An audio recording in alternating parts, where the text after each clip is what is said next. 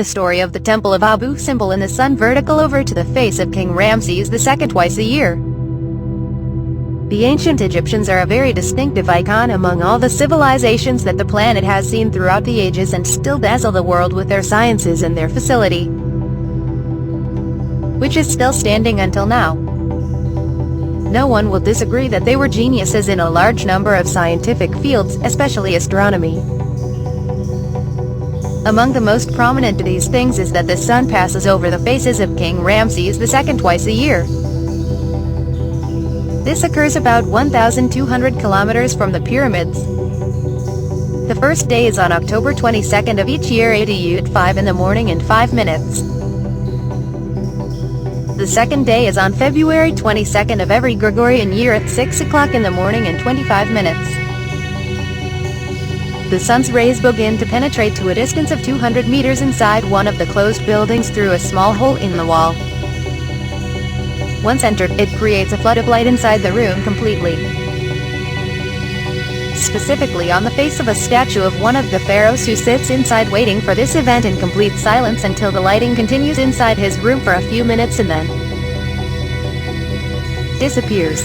And this phenomenon has been going on for tens of centuries. But how does this happen? How were the ancient Egyptians able to control one of the natural phenomena completely and accurately?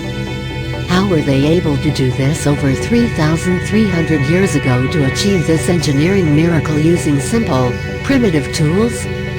In front of the shore of Lake Nasser, located in the city of Aswan in southern Egypt, there are two temples carved in the mountain. The first temple, which is the largest, belongs to King Ramses II. The second temple is smaller in size and belongs to King Ramses II. But the idea in the matter is that the first temple is owned by King Ramses II. The second temple was given by King Ramses II to his wife, Queen Nefertari. The great temple adorns its facade, 4 giant statues of King Ramses himself. The temple was built in the foundation to worship the god Rahor, the sun god. As for the smaller temple, the face of the temple was decorated with 6 giant statues and was dedicated to worshipping the god Hathor, the god of love, beauty, happiness and motherhood among the pharaohs. These 2 temples are called Abu Simbel temples. They are one of the most important rock temples in the world. This is because they are carved into the rocks inside the mountain on the western bank of the Nile. They were sculpted in the 13th century BC, that is, about 3,300 years ago. It is said that the construction of the great temple of Abu Simbel belonging to King Ramses II took nearly 19 years. And it is the most important thing, because the strange astronomical phenomenon occurs in it. The temple is located at a latitude of 22 degrees, 20 minutes and 13 seconds north. It is located at a longitude of 31 degrees, 37 minutes and 32 seconds. What happens in the Abu Simbel temple, as follows. On February 22nd of each calendar year at 6 in the morning and 25 minutes. After sunrise, a phenomenon called orthogonality occurs, and its events begin immediately after sunrise. Where the sun falls on the wall of the temple, specifically on a small hole in the wall of the temple, and the collision of sun rays in this hole allows it to enter the temple from the inside. Once it entered the temple, it began to expand, advancing a distance of about 200 meters. And then infiltrating the king's face and making a flood of sunlight filling the face of King Ramses II inside his room in the heart of the temple. What is meant by perpendicularity is the fall of the sun rays perpendicular to the face of King Ramses II. It is located in Holy of Holies of the temple, which is the farthest place from the entrance. The Holy of Holies, or the greatest sanctuary in the temple of Abu Simbel. It is a small room in which there are 4 giant statues facing the entrance and far from the temple gate a distance of approximately 60 meters. And the 4 statues are arranged from right to left as follows. the statue of the god Ra-Hor, the statue of King Ramses II, the statue of the god Amun-Ra, and finally the statue of the god Ptah. During the perpendicular phenomenon, the rays of the sun cover the two middle faces.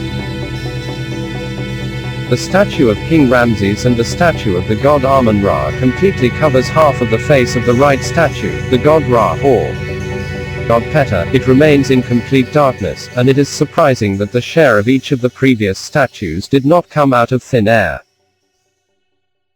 As the pharaohs believed that the acceptable interpretation of this intention is that the statue of Amun and Ramses II must be. As for the statue of the god Ptah, it remains in complete darkness, and it is surprising that the share of each of the previous statues did not come out of thin air. As the pharaohs believed that the acceptable interpretation of this intention is that the statue of Amun and Ramses II must be from the sun perpendicularly to them, and this is because Amun-Ra is the great god, and Ramses II is the king of the country. As for the statue of Ra-Hor, it represents in their culture the astronomical day, and that the astronomical day consists of half a night and a half day. And this is why the orthogonal process is designed where it deals and illuminates only the left half. The funny thing is that the god Ptah symbolizes in the ancient Egyptian culture as the god of darkness and blackness in the underworld. That is why it remains in complete darkness, and these events continue until 6:42 in the morning approximately. Then everything returns to normal again and the darkness returns again. The strange thing is that the phenomenon is repeated again with the same previous details. On October 22nd of each calendar year at exactly 5 in the morning and 5 minutes of the same year. It is worth noting that this phenomenon does occur only twice in the Gregorian year, and it has been continuous from 10 centuries. And these 2 days, the first is his birthday. The second is the day he took office. It is said that these 2 days are also coincidence with other events, including agriculture, as these days were to mark the beginning of the planting season. But in both cases it is an engineering and astronomical miracle that has been going on for more than 3,300 years and is still going on. And because the 2 dates are specified from the beginning before the sculpture of the temple, which lasted 19 years. This is evidence of the existence of knowledge of the pharaohs in astronomy and its understanding of very complex issues to determine the angle of deviation. What is so strange is that when you know that all the engineering and astronomical calculations were made from more than 3,000 years. But here a question appears. What is the explanation of what happened? What are the astronomical and engineering foundations that he relied on in order to succeed in making this strange phenomenon? Egyptians progressed in astronomy widely. And knowing the characteristics of sunrise and sunset and their locations throughout the year, and to take advantage of them in their practical and scientific lives, where the ancient Egyptians discovered an illusion scientific fact. The sun does not always rise from the same place, and that there is a gradual deviation of the sun, either in the direction of the northeast or southeast. Then it returns to its original place in the east again, and this event is repeated throughout the year. So what does this mean? How can we benefit from it? On the 21st of March every year the sun rises exactly from the east point. Then it begins to move away from this point daily at a distance of 1/4 of a degree. And with the passage of days it moves away from a distance of about 23 degrees and 27 minutes in the direction of the northeast on the exact day of June the 21st. Then returns to its place at the eastern point again on September the 21st, and begins to move away by 1/4 of a degree daily in the southeast direction until it reaches a distance of 23 degrees and 27 minutes towards the southeast on December the 21st. And by the advent of March the 21st, the sun usually returns to the same point.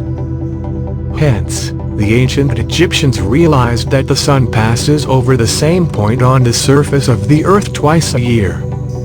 But the time perpendicular to the sun on this point is due to the location and direction of the building.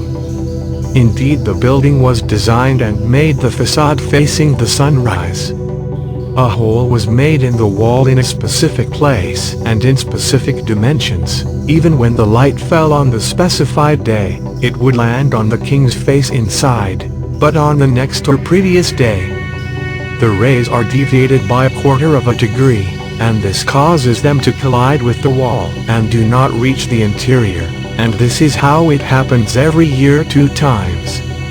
Among the new things that some heard of during the decision to build the high dam in the city of Aswan in 1960 AD, the aid of UNESCO was used to move the 2 temples back a sufficient distance so that they were protected from the risk of drowning from the waters of Lake Nasser behind the dam.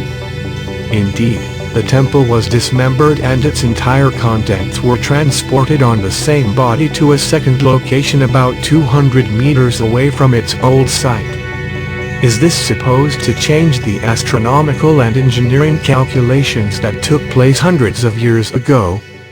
Indeed, this is logical and sound. But it is fortunate that researchers and scholars at that time were aware of the apparent occurrence of the sun perpendicularly to the statue of Ramses II before the temple was moved from its place. That is why this was taken into account, and with some simple calculations it was made sure that if the temple was moved from its place, while preserving the same angle at which the entrance of the temple was facing towards the sun, there would be no errors or distortions in the calculations made by the ancient Egyptians, which depend mainly on the site of the temple. Indeed, the temple was moved according to the specified coordinates and standard, through which they were able to preserve the continuation of the phenomenon, and there was no slight change, which is instead of what was happening on February 21st and October 21st in the original. It became spoken on February 22nd and October 22nd. And in the end the ancient Egyptians remained one of the most skilled peoples who mastered the sciences of astronomy and engineering in an impressive and unrivaled way. Thus, he answered us on solving the mystery of the sun passing over the face of King Ramses II on his birthday and the day of his coronation as King of Egypt.